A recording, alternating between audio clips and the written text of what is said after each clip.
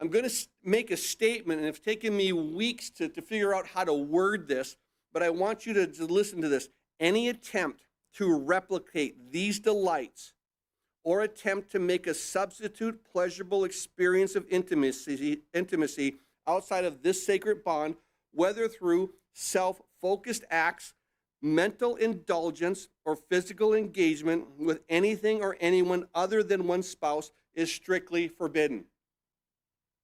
I know it's a lot of words. Let me read it one more time, a little bit slower. Any attempt to replicate these delights or attempt to make a substitute pleasurable experience of intimacy outside of this sacred bond. So anything of any attempt to want to bring any kind of sensual pleasure, whether it's mental, whether it's anything outside of what? Outside of the husband and the wife. Those are the only two.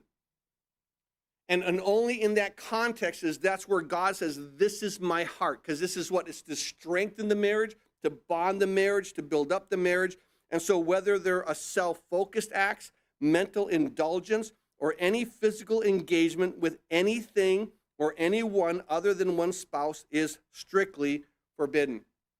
So as we see this, adultery, fornication, uncleanness, lewdness, and any other deviation from these boundaries between the husband and the wife, the mutual consent together, and keep in mind, it has to be the husband and his wife, not the husband and someone else's wife. You can't do that, not husband and wife.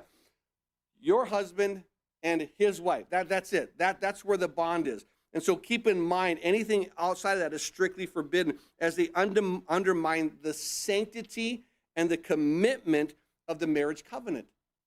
Because God wants to strengthen these two. Why? Because the marriage relationship is what? It's a connection between God and his church. That's what Ephesians talks about. So within this, I think it's so important that these divine boundaries protect what? Purity and holiness. It's something that strengthens the husband and the wife's relationship, because in no other place can they receive this kind of pleasure and intimacy. No other place between the two of them being connected together.